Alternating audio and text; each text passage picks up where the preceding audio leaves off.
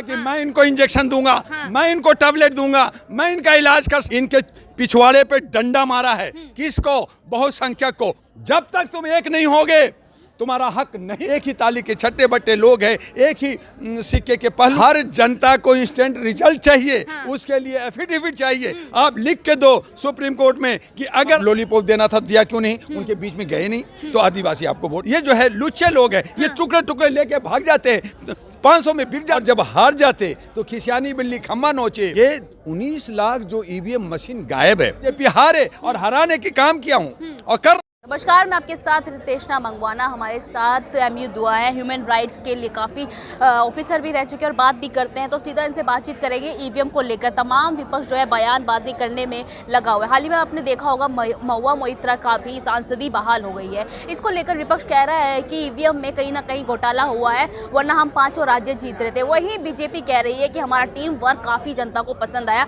हमारी योजनाएं पसंद आई। तो सीधा इनसे बातचीत करेंगे कि ईवीएम को लेकर इनका क्या कहना है। क्या ईवीएम में हैकिंग हुई, घोटाला हुआ है क्या सर? जर्नलिस्ट महोदय, आपके चैनल से मैं सिर्फ इतना कहना चाहूँगा कि ईवीएम में जो ये बटन दबा के हैकिंग की जो बात कर रहे हैं, ये ठीक नहीं है। ये ऐसा नहीं होता, चूँकि उसमें कोई ब्लूटूथ या कोई चिप नहीं होता। हाँ, ये 19 लाख जो ईवीएम मशीन गायब है, जिस पे विपक्ष नहीं बोल रही है, जिस पे आंदोलन होनी चाहिए कि 19 लाख ईवीएम मशीन कहाँ गायब है। नेता लोगों का एक बकरी एक कुत्ता खो जाता है तो पूरा सिक्योरिटी लग जाती है। 19 लाख ईवीएम मशीन गायब है और चुनाव पे चुनाव हो रहे हैं, उसका मिसयूज हो रहा है। आप कुछ नहीं आवाज देते और जब हार जाते तो खिसियानी बिल्ली खम्मा नोचे। आप कहते हैं, आप सो जाते हैं। वो काम वो ठीक कहा मोदी जी ने। मैं मोदी जी का हमेशा विरोधी रहा हूँ। मैं बीजेपी का हमेशा कहा बीजेपी हारे और हराने की काम किया हूँ और कर रहा हूँ, लेकिन उनमें संगठित है।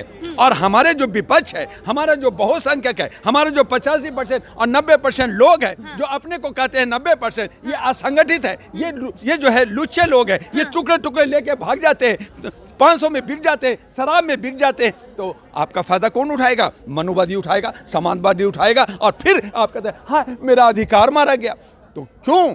आपने गलती किया। आपने अपना जिस डाल पे आप बैठे थे उसी डाल को आप काट रहे हो, तो आप कहते हो मेरे साथ अन्याय हो रहा है। तो ये सही है। मोदी जी ने आपको कहा कि हम नहीं जीते, हमने काम किया, लेकिन जिताया तुमने।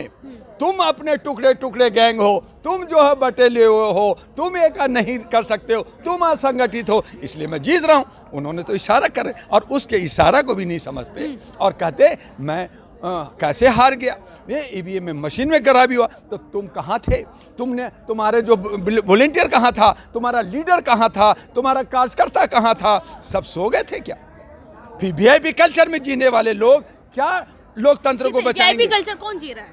ये सारे के सारे जो एक बात तो ये है कि जो इंडिया गठबंधन में है, ये सभी राज्यों के चीफ मिनिस्टर हैं। पहली बात तो इन्होंने गठबंधन नहीं बनाई, 5 राज्यों में अलग अलग रहे, अपने अपने फोबी में रहे कि मैं चीफ मिनिस्टर हूँ, मैं ये हूँ, मैं हूँ।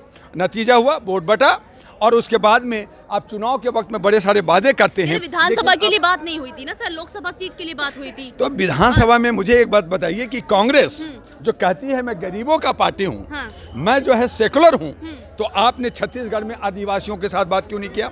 आदिवासियों के लिए कोई प्रोजेक्ट क्यों नहीं बनाया? कोई उनके लिए आप लॉलीपॉप देना था दिया क्यों नहीं? उनके बीच में गए नहीं तो आदिवासी आपको वोट नहीं दिया। एक बात। फिर आप राजस्थान में आते हैं, आप में गुटबाजी होती है, अहम होती है, मैं तो जीत ही जाऊंगा, मैंने तो ये काम किया है। लेकिन आपने और क्या किया? जब राष्ट्रीय जनगणना की बात हुई तो आपने कहा मैं जीतूंगा तो करूंगा। तो वही बात तो बीजेपी भी कर रही कि मैं करूंगा, महिला बिल पास कर दिया, 29 में जो है इम्प्लीमेंट करूंगा। तो जो बीजेपी कह रही है वही कांग्रेस कह रही है। तो जनता कहा कि भैया जब ये हिंदुत्व का नारा ले रहे हैं तो मोदीत्व नारा चल गया, मोदी को पसंद कर लिया। तो जनता को क्या इंस्टेंट रिजल्ट चाहिए हर एक योजना का? अरे जनता को इंस्टेंट रिजल्ट चाहिए, उसके लिए एफिडेविट चाहिए। आप लिख के दो सुप्रीम कोर्ट में कि अगर आप ये वादा पूरा नहीं करोगे तो आपकी चल अचल संपत्ति जब्त हो जाएगी और आपकी जो चुनाव है, आपका जो उम्मीदवारी है वो हमेशा के लिए खत्म होगा, कभी आप नेता नहीं बनोगे, तभी जनता आप विश्वास करेगी। इसीलिए कहा कि एक सकारात्मक विकल्प की जरूरत है और ये लोग नहीं दे रहे। दोनों नूरा कुश्ती कर रहे। एक एक ही ताली के छट्टे बट्टे लोग हैं, एक ही सिक्के के पहलू हैं, कभी इधर कभी उधर। तो दोनों तरफ जो है सिर्फ नफरत और सिर्फ जो है जात और पात की बात हो रही है। और उस हालत में जो हमारी जो कमी है, जो हम बहुसंख्यकों में कमी है, जो ओबीसी SC ST में जो कमी है, वो ये है कि हम इनके बहकावे में आकर करके और हम कुछ चंद पैसे लेकर के, शराब की बोतल लेकर करके और जय महाराज और जय महाराज कर करके हम उनको वोट दे देते हैं। ये हमारी कमी है।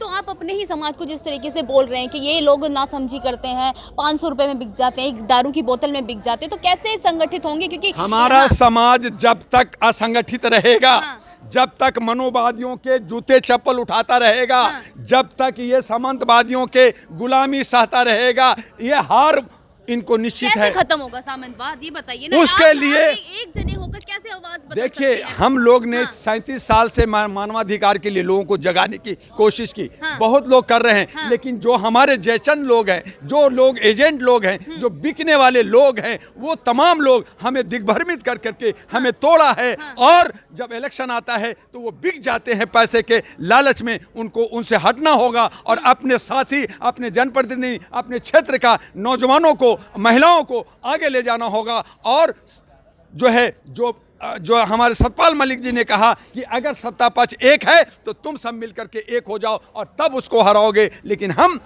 टुकड़े टुकड़े गैंग बना रखा है। आप जय भीम की नारा लगा रहे हो, हम भी लगाते हैं, लेकिन जय भीम के नाम पे आज हजारों दुकानें खुल रखी है। जरूरत है कि जय भीम पे एक पार्टी हो, लेकिन नहीं है। तो जब 1000 पार्टी तुम लगाओगे, तुम चाहे कितना बना लो, तो वो कहता है तुम टुकड़े टुकड़े गैंग हो। और बना लो, जय भीम पे बना लो, गौतम बुद्ध पे बना लो, सब पे बना लो। जब तक तुम एक नहीं होगे, तुम्हारा हक नहीं मिलेगा, नहीं मिलेगा। दुआ जी, अगर विपक्ष में जाने का आपको मौका मिलता है, आपकी पार्टी को मौका मिलता है, क्या लगता है आप मोदी जी को हरा पाएंगे? अगर मुझे विपक्ष में आके डॉक्टर, मैंने कहा मैं इनको इंजेक्शन दूंगा, मैं इनको टैबलेट दूंगा, मैं इनका इलाज कर सकता हूं। और मैं कहूंगा कि जो विपक्ष अगर टुकड़े टुकड़े गैंग है, तमाम पार्टियां खत्म करो, तमाम संगठन खत्म करो और एक विपक्ष का एक राहुल गांधी इलाज नहीं कर पा रहे, आप अकेले राहुल गांधी 4000 किलोमीटर चल के सोच लिया कि मैं तो राजकुमार, अब तो मैं राजा बन जाऊंगा। तो वो ये गलतफहमी लेके बैठ गए।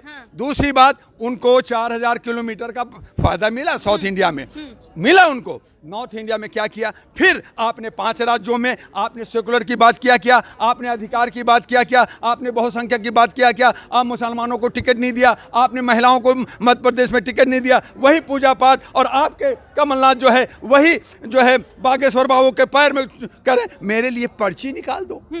तो आप जो वो हिंदुत्व का नारा दे रहा था, आप भी उसी रास्ते पे गए हो। एक ही रास्ते पे दोनों तरफ से गाड़ी आएगी तो एक्सीडेंट होगा। आपको अपना रास्ता बनाना चाहिए था। आपको जो मुद्दा था देश का, उस पर आवाज़ उठाना चाहिए था। आज भी नहीं उठा रहे। तो मैंने कहा कि दोनों एक ही हो, एक ही थाली के चट्टे बट्टे हो।